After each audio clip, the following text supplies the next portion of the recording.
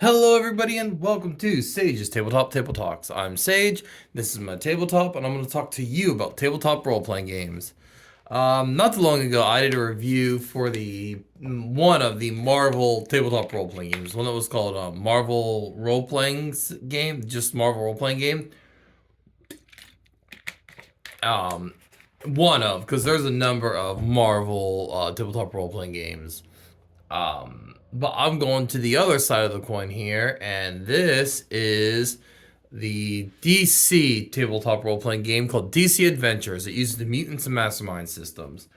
And outside of like a specific Batman or something tabletop role-playing game, as far as I'm aware, this is actually the only DC TTRPG out there. If you know of any others, let me know. But this is a game system that uses and there's Jelly, of course, that use the Mutants and Masterminds rules system for the game.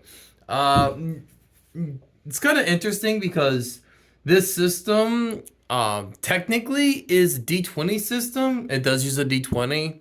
So, like, it is technically OGL, Open Game License, but they've done so many...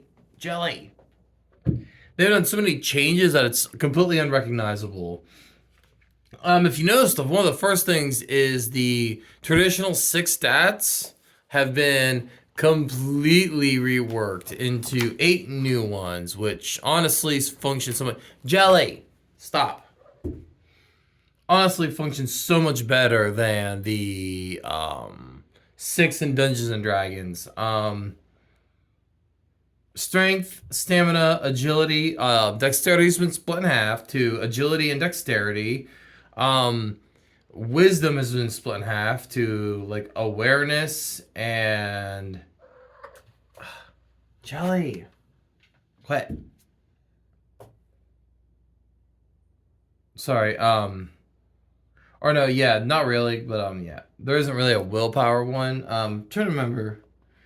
I believe your will is based on Jelly. Stop.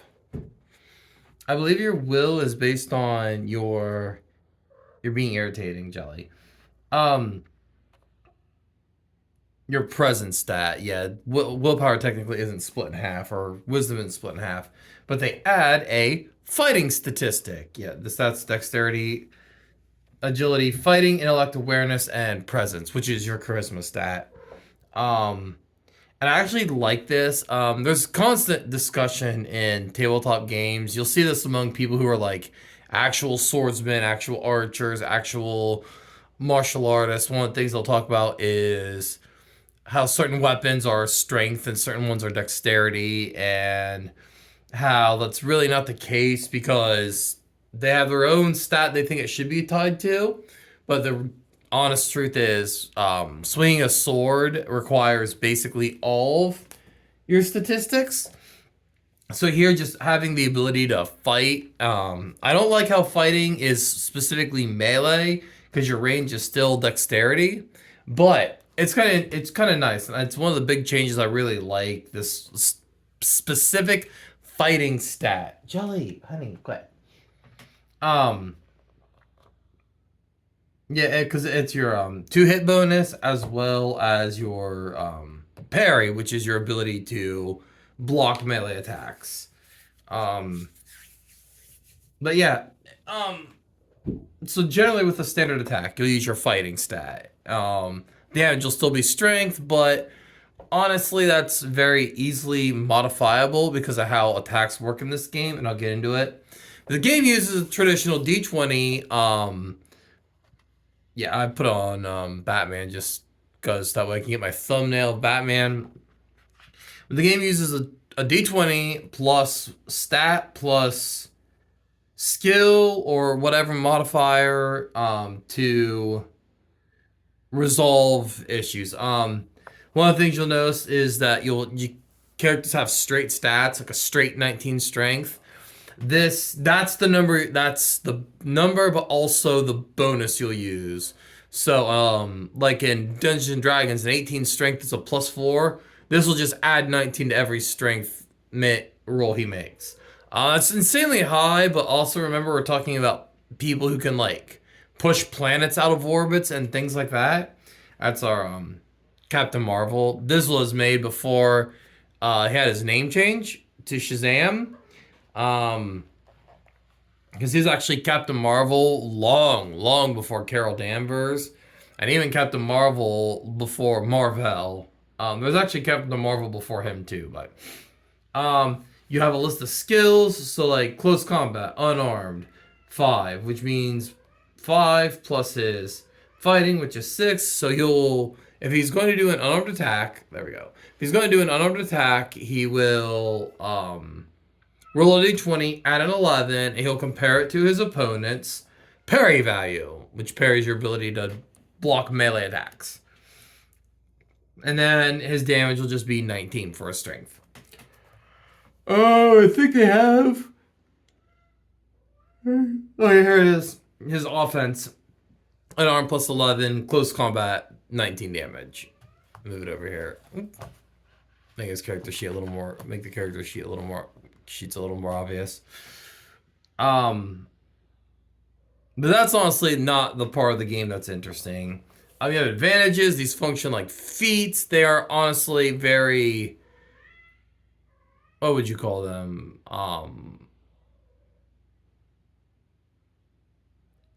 They're very like they're very much like the appendix, where it's something that came from the OGL, but just doesn't really need to be there anymore. But right over here, your powers are where things get interesting. We'll find some actual interesting powers here. Flash, nothing interesting about you. Here we go. Green Lantern. He's got some interesting powers. So what he has here is he has like a list of things that they can do. So he can use. He has powering. He has like a database on it, communication, force manipulation, a force blast. Things like that, and kind of like how characters work is you build these power sets, and there is so much versatility in how you build these powers. Because if we go back here to where our powers are, okay, these are some examples. There's just so much fun things you can do. Move object, which is like almost like a telekinesis ability. But, it doesn't have to be telekinesis. You could do like Green Lanterns making a giant hand and move it somewhere else, or things like that. Oh, yes. Excuse me. I'm sorry. Let you let you move an object at range.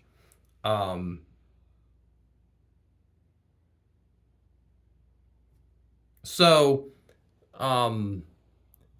whereas, like, the Marvel game granted you, like, okay, what is your power? Your power is fire manipulation. Here's what you can do with fire manipulation.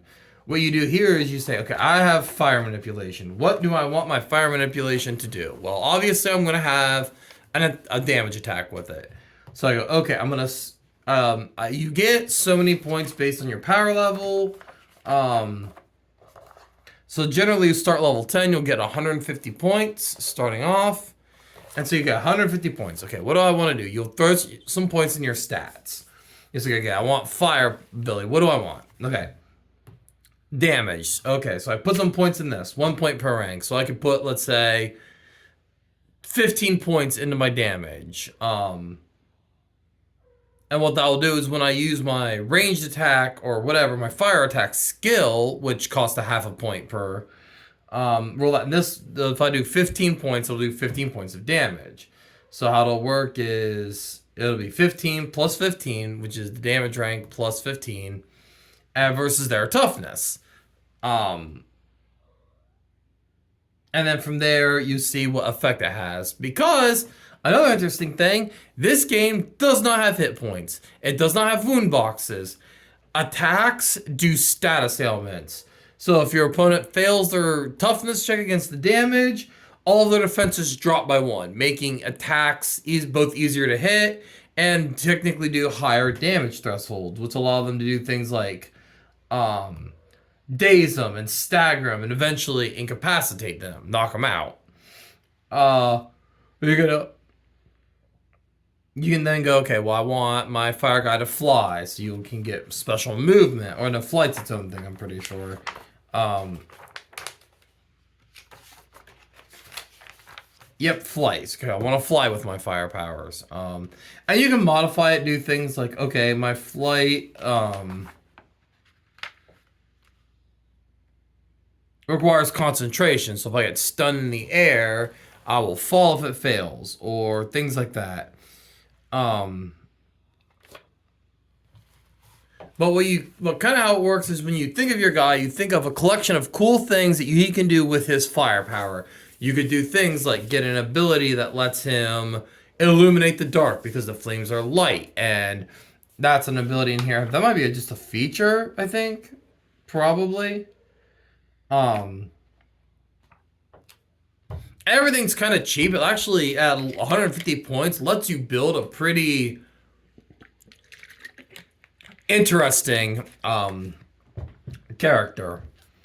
But let's talk about damage. So damage functions with, unlike other games, there's this little chart here. So it's a nice little cross reference where you can, if your opponent, whatever their saving throw is versus how much damage you do, you can see this only do these. If it's a blue dot or if it's a white dot, it means they block the damage. Then this is they get +1 penalty. They're dazed. They're staggered. They're incapacitated. Um,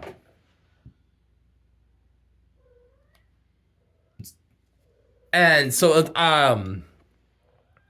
there's no hit points to track, just like status ailments, and it does have this advantage of creating this death spiral where if you start failing, if you take a hit, it means that you're gonna keep getting hit harder and harder, which does suck. It means it does kind of lack a rubber banding mechanic, but I like it because there's no tracking hit points, and it does just kind of like mean that there's another thing you can do called affliction. And affliction is a cool ability where where you make an attack, but instead of doing damage, you throw various status ailments on, and it functions. The exception of affliction rank 10 instead of the 15 for damage. Um, it kind of lets you build your own damage chart where, okay, if they fail at 1 degree, you can do a couple things like daze them, fatigue them, impair them, make them vulnerable to certain types of attacks. At the 2nd degree, you can make them immobile or stun them. And at the 3rd degree, you can make them asleep, incapacitate them, transform them. And so your attacks no longer just have to be fists being thrown. Things like a poison breath or a lightning bolt, or I'll tell you some stories about some of the characters I had play with me in a bit. But things like that, and they function effectively the same as damage. So it kind of almost lets you build your own damage attack. One of the other interesting things about the game is its flaw system. It has one of the best flaw systems I've seen in a game. So how flaws work, and I still don't like it because I just generally don't like flaw systems. They have complications. And how complications work is you pick at least 2, one of which is a motivation. And so you could be like, okay, my motivation is justice. I have an overwhelming sense to see the guilty punished. I believe Batman's is justice. And what this means is that sometimes you might make poor decisions based on just seeing justice done. And if you do something that is your complication, that actively hinders you, you get a hero point, and that hero point lets you do things like re-roll failed rules and remove fatigue. And fatigue is something you can do to like push your superpowers. Basically, it kind of gives you a free chance to do weird shit with your superpowers. But yeah, they have other complications, like you might be afraid of something. Something might cause your power loss. You might have I hate this one, but there it is, an enemy that is specifically your enemy. I hate that because you're a superhero. Of course, you have an arch nemesis. I should just go without saying, and it shouldn't be something that like has to be a thing that is quote unquote reward for players. for building an arch nemesis. But yeah, so that's how it kind of works. Is for those of you who play Dungeons and Dragons, effectively you get hero points or inspiration, and when you role play one of your flaws, you get an inspiration. And one of the cool tricks in this game is pushing your powers, or doing what they call stunts. And kind of how stunts work is you can do something like, let's say you have your fire guy, and you want to create a cloud of steam to create like a fog. Now you don't technically have the ability to do that. That's not one of the powers you pick, but it would make sense for you to be able to blast your fire attack into this into this water on the beach to create like a steam cloud to create like an area of cover of obscured vision. And so you can fatigue yourself, give yourself the fatigue stat, and be like, okay, well now I'm going to use my fire attack and use that to make a steam cloud to create a fog. And then you can use your hero point to remove that fatigue. We just basically, when we were playing, I just let the players use their hero points for stunts. Just straight flat without the whole fatigue thing in the middle. That seemed to streamline things a little better. But yeah. It's a cool thing in the system, and I do kind of wish that other role-playing games would do that, let you do things that you technically shouldn't be able to do, but make it cost you something like an inspiration or whatever. And almost honestly, that's really the big core of the game is all those different abilities. So I've ran a couple of these. I played in one or two. Unfortunately, one of the characters I really liked, who was like an Earthbound angel, I only got to play with her like twice, but I was really fond of the character. I liked her because she was an angel who was not sent to Earth. She was exiled to Earth. She had her wings taken from her, and she was a guardian angel. She was like a warrior angel. She didn't have like her, like, the whole thing with like the idea of her being an angel. It's like, oh, she has like healing and light powers. Like, no, she was pretty much just a tank. She had armor shield and a spear that was made out of like a special metal. That basically weighed like a ton that had around her. So she was basically wearing a Volkswagen Beetle. And yeah, her thing was she was basically just not flying because she couldn't fly anymore. A jumping brick. She had a couple of like those powers. But yeah, I really enjoyed the character. I enjoyed like the whole backstory I wrote with her, where one of the things was like she was incredibly like upset because she lost her wings, and to the angels they have like white feathers on their wings, and as they do different things they earn colored feathers. So like, for example, if there was a wave of demons coming and they stood against the odds, they might get like a deity might color one of their feathers red or green or something, and they would get black feathers for demerits. She was particularly proud of a black feather she got for basically breaking her sword against the Archangel Gabriel's shield in a training session, because she refused to just like wield to a superior opponent. And so she just went full force and shattered her sword, which is why she has a Valkyrie spear now, instead of a flaming sword. And she got a demerit for that, but she saw that demerit as something good because she saw it as her not giving up, as opposed to just the actual stubbornness of wielding in a training session against a superior foe. These are all heroes, and if you want to look, the book has red. The red ones are all villains. There's like 15 of each. It's a fairly decent selection of heroes and villains. But yeah. I remember, and one of the issues I saw, so I ran this game as in the Scion universe. So I reviewed Scion a long time ago as well. This idea where characters are playing the half human, half or playing half human, half gods. So it's a lot like a superpower game. So I had like a scion of Almuzan Cobb. She was a bee lady who could like she had like a lot of like wasp power. She could shrink, she could do wings, she had like poison bolts, energy bolts that kind of function like poison, like bee stings. Um, so very much like Wasp, but the player he started to get weird stuff like the ability to create honey, or no, beeswax constructs, and using royal jelly as like a healing ability. So that was kind of cool.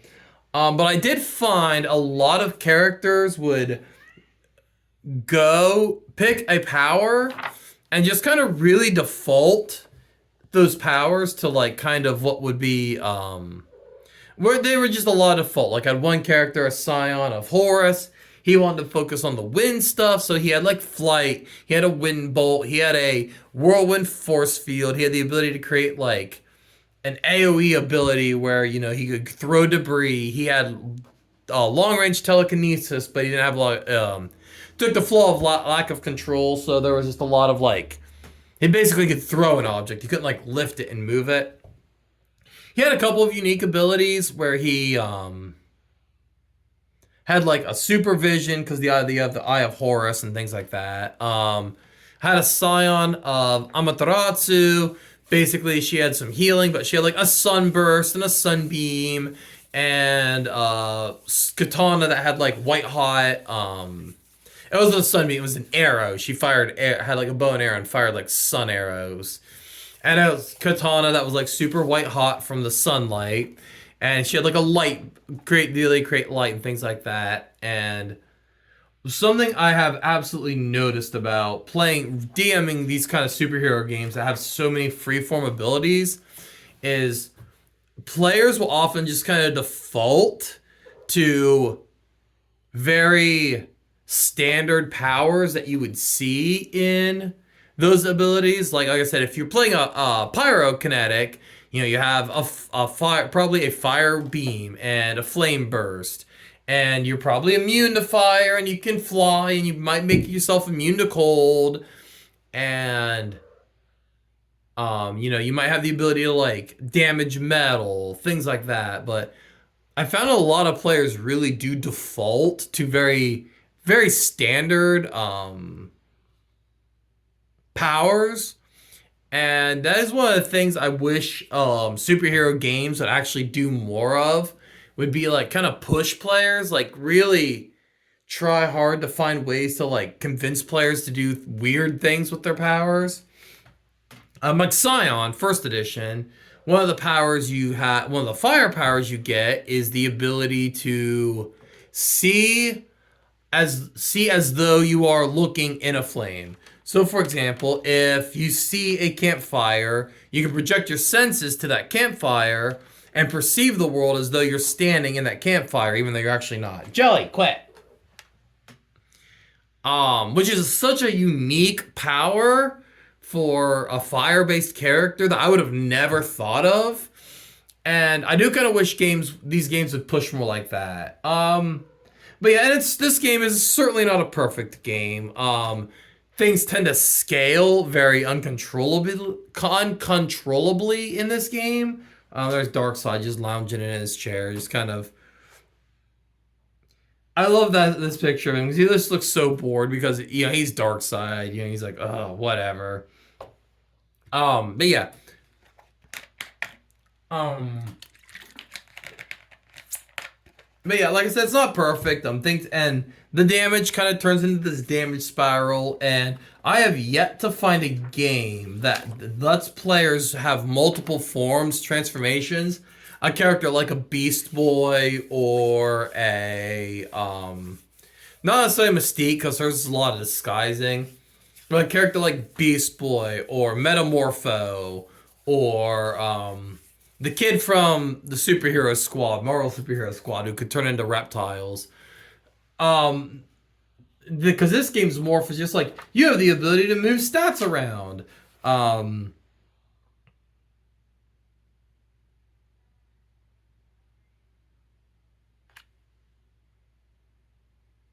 but yeah, it's like you have the ability to move your stats around, give yourself new powers and stuff. And it's like make up a bunch of alternate forms with this power. Like make up a gorilla form and a bird form and a tiger form and whatever. And I'm like, oh wow, that's great. Have your characters make 7 different character sheets because that's not gonna take four fucking ever. And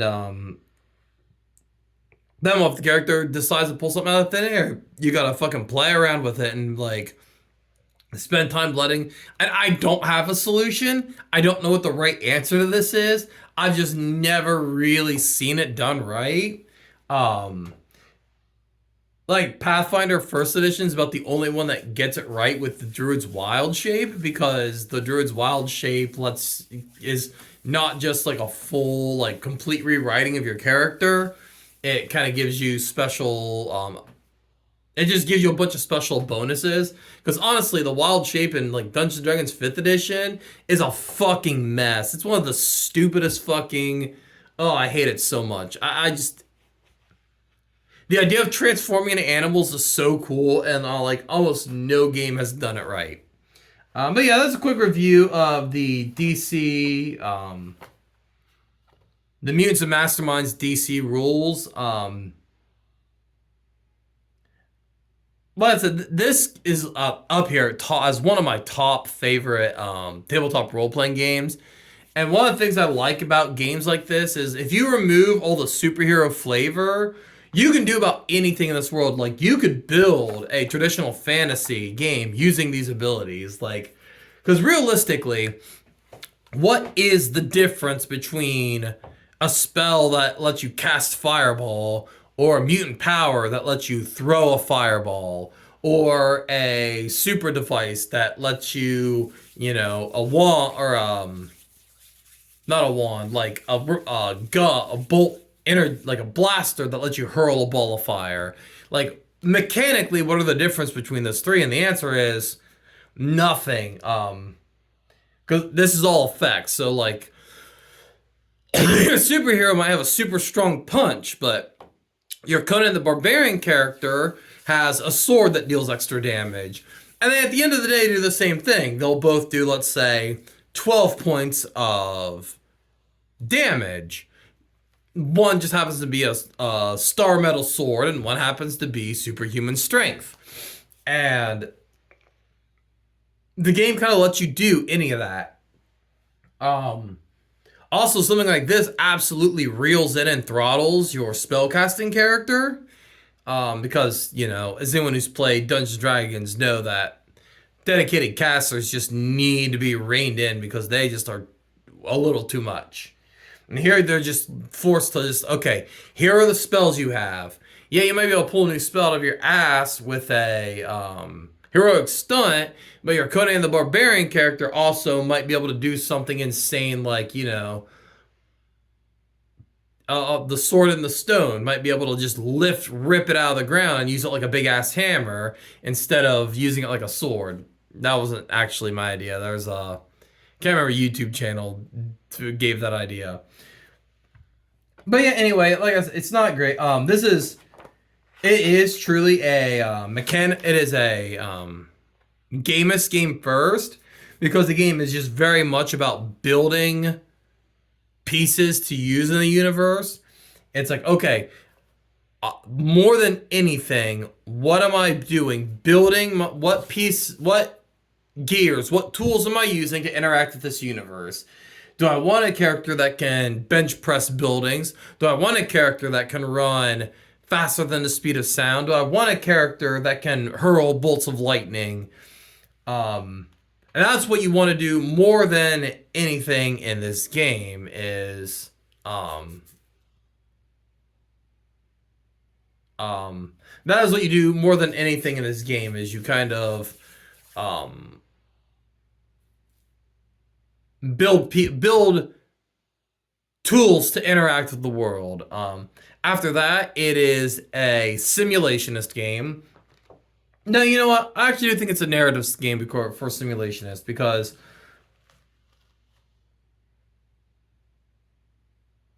the game, rules are very, very open and loose fitting. So the game does care more about what, like the fault system here, your flaws, your complications, care about how your character interacts with the world and other characters and the story at large, and how, choosing ways to actively hurt yourself, how it can uh, um choosing to actively affect yourself for the sake of the story can actually give you a mechanical bonus. So it tries to push this idea of your character has flaws, it has things it's bad at that aren't just a thing that lets you get 6 extra points at character creation. Because your flaws don't give you extra points. They give you options to earn inspiration later down the road. And so yeah, narratives first, and then lastly, simulationists. Because honestly, despite being a superhero game, there's not really a lot in it that forces it into like the superhero genre, much less like the Marvel one, the Marvel role-playing game that I had talked about earlier. This one, this one isn't. I mean, there's a couple things like power loss is something that's a very superhero concept, but honestly, you could still do something like a D&D world, play like, let's say, a wizard, and just say like, oh, well, because my power comes from, the spirits of nature, my power gets lost by iron because, I draw magic from the Feywild, and so iron causes my spells to stop working. Um, but yeah, for the most part, honestly, the game doesn't really push you outside of the flavor, outside of the fact it's a DC game, doesn't really force you into a superhero role like certain other superhero games would. But yep, there it is. If you're interested in superhero games, I absolutely suggest Mutants and Masterminds. As far as superhero games go, M&M is probably one of the best for specific superhero roleplay. Um, but anyway, yeah, I just like this game a lot. So I will see you guys next time. Bye.